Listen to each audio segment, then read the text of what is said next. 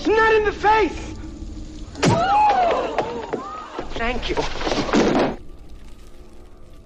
Hello and welcome to Hey Not the Face with your host John Nash and your producer me, Steffi Haynes.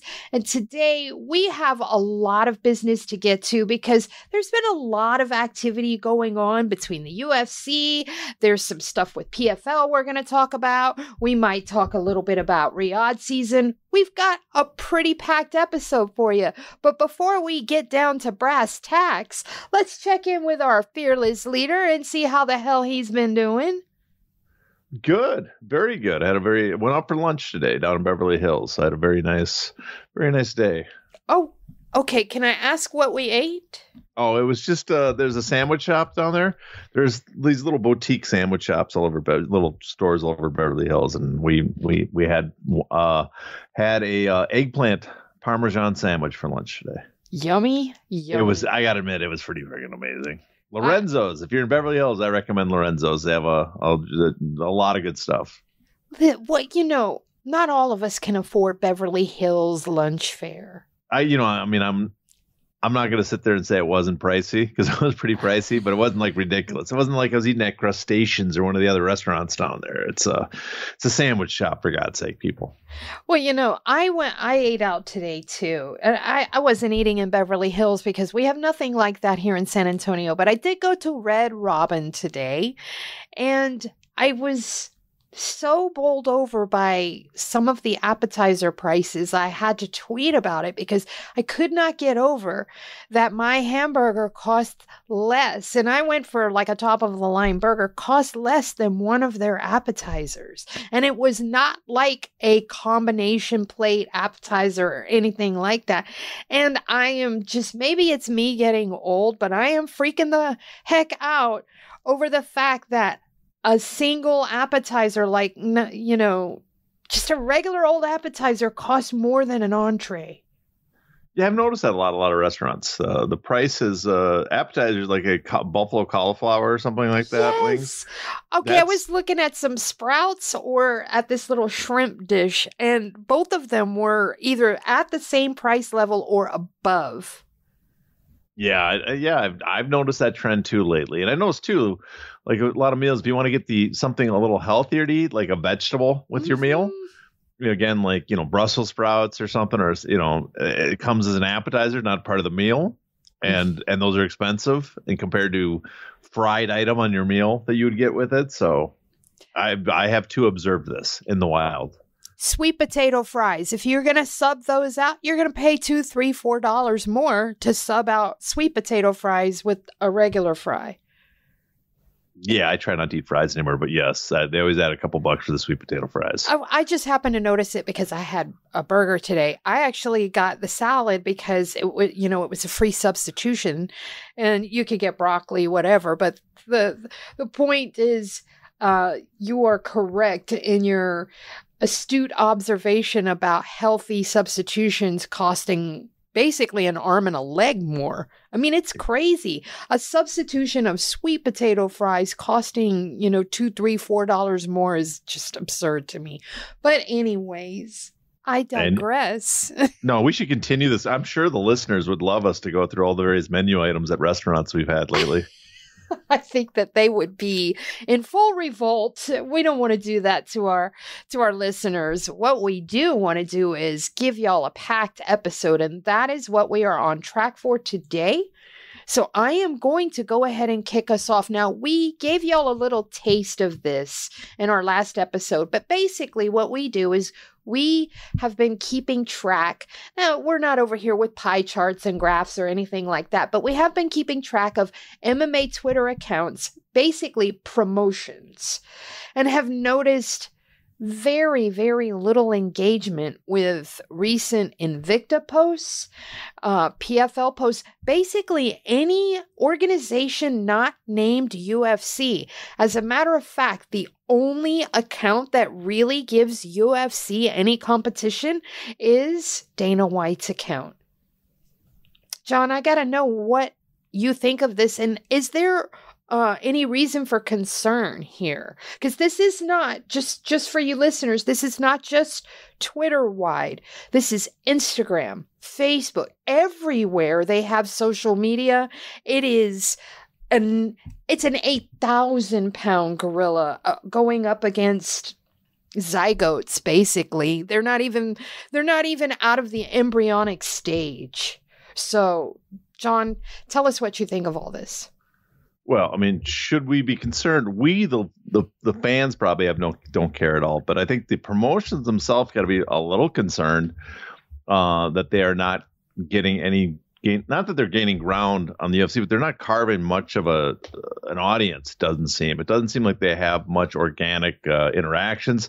I mean, we'll see some of the. Not going to say which promotions, but some of the promotions do amazing metrics on social media and stuff, but they don't seem organic. There's no interactions. They'll get sometimes they'll get tons of views on Facebook or tons of likes or something or shares, but not many comments, which does not seem natural, right? Mm-hmm. That suggests some sort of bot farm thing going on there. But for the most part, a lot of these are, they're kind of dead. Some of these like when you see a tweet, you'd share with me and you look at it and there's after 2 days, and maybe it's not groundbreaking news, but as an MMA promotion, it's definitely your fan base should have interest in it. And you see a couple retweets and no comments and a couple likes and maybe 1,000 or 2,000 views. That is not good metrics for an MMA promotion, especially one that is aspiring for national prominence. And some of these promotions are doing, we fall in the past, are doing much worse than they used to. Mm-hmm. So couple reasons we give. One is that they just haven't built the fan base, but it also seems in some ways that MMA fandom, and maybe this way it's been curated by the UFC, there was always some fans for some of the other promotions, like Bellator. There was some bleed off from UFC, had a sizable fan base, but nothing like the UFC, just a fraction. Same, Strikeforce was probably bigger than even Bellator. But it seems like the MMA fan base, the old cliche, it's, there are UFC fans, not MMA fans, seems more accurate now than it was in the past. For sure. For instance, I sent you a tweet yesterday, and it was a PFL tweet. And this is no shame or anything to PFL. This is basically an alarm call for PFL. But they posted a little video clip of Larissa Pacheco. She is their current champion. She is going to be facing off against what many believe is the most dangerous woman in combat sports right now, and that is Chris Cyborg. That's a big fight. It's a title fight. And it's got exactly 20 likes more than 24 hours later. Yeah, that's not very noticeable numbers. That's not a good sign. I mean, part of it might be, and I don't think this might be, I think this is the way it's kind of is that the ecosystem of MMA has congealed around the UFC in a way that is surprising them from several years ago. Like we talked about, I said Bellator.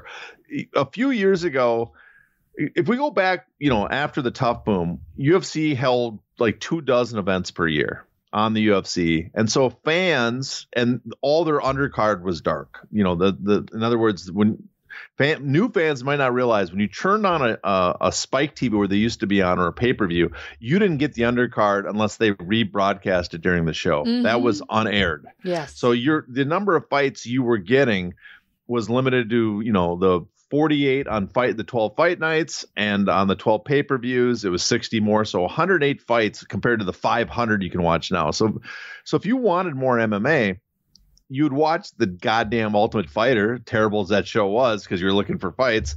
But fans would migrate and find the other promotions. They were into MMA. They would find, Original Affliction, Elite XC, then Strikeforce and Bellator, to fill out. And you knew some of the best fighters there.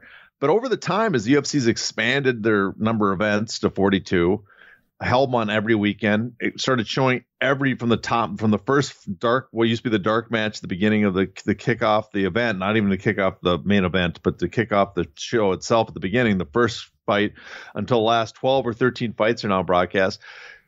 And now you added to Dana White's Contender Series. You have just a tremendous amount of fights in the UFC, and they've also got all the top fighters now. So there is an ecosystem. It doesn't feel like you even have to go outside.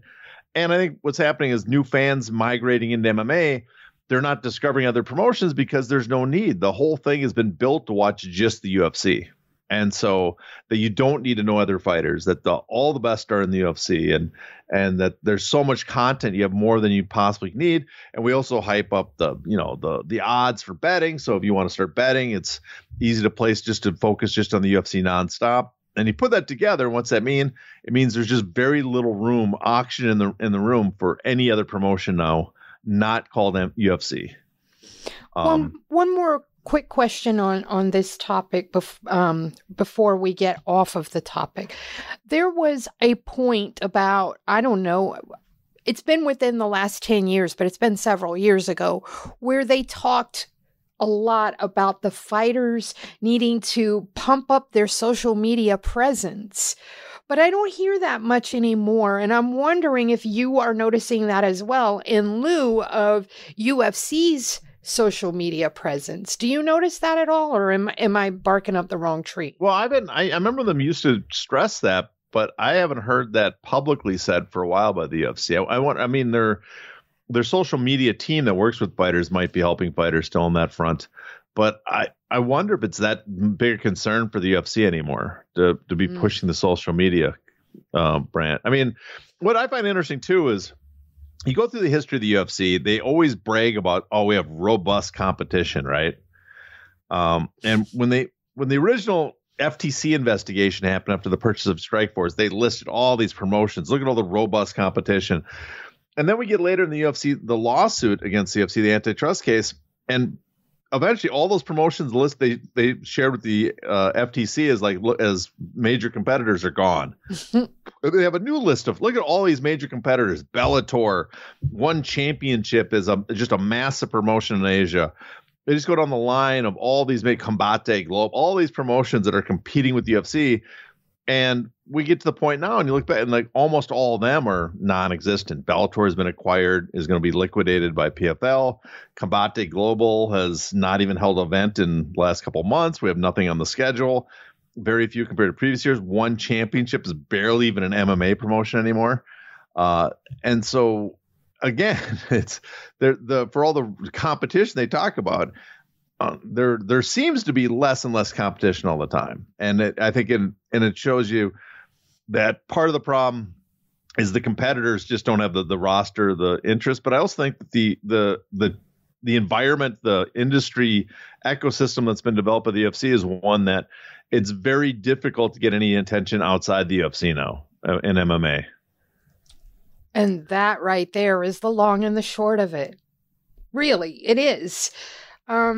Let's go ahead and switch gears here, because that basically wraps that topic.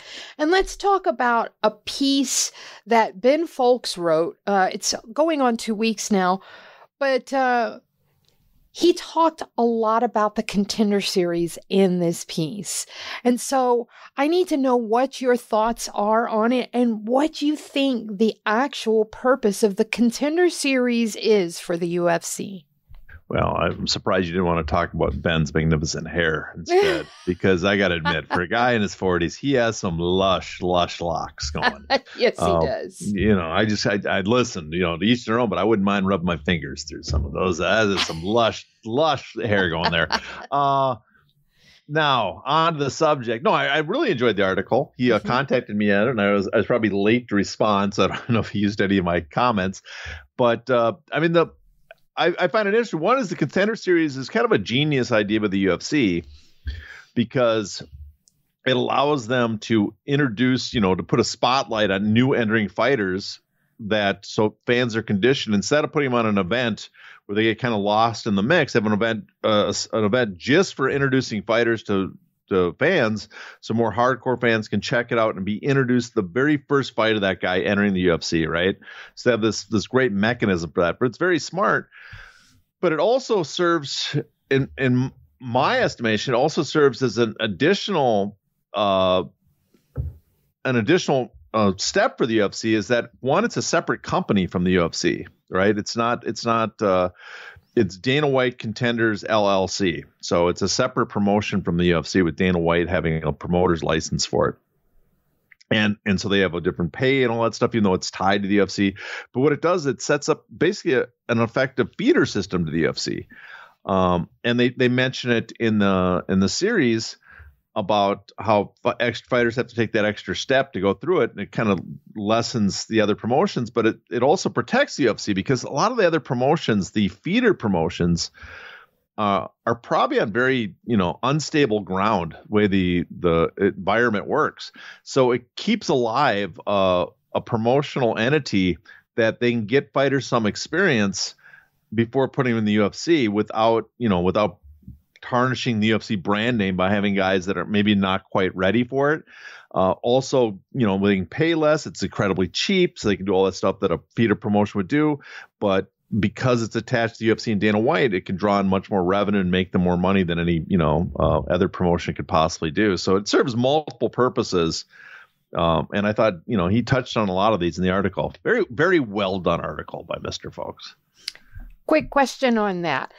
Do you think that at the beginning, maybe they were priming the Contender Series to take the place of the Ultimate Fighter? Because remember, when Contender Series came out, we had that lull in the Ultimate Fighter where we went almost a year without a new season. And I kind of felt like maybe they wanted this to supplant that, because you get all the benefits of the Ultimate Fighter without having to wait for a whole season to see, who's going to do what, who's going to get a contract. And I feel like maybe they changed their mind on it and thought that they could still squeeze blood out of the Ultimate Fighter stone. Now, this is my own personal theory, so I'm just asking you because, you're the authority here, so. To access the bonus content of this episode, you must be a paid subscriber. To do that, go to heynottheface.substack.com and subscribe today.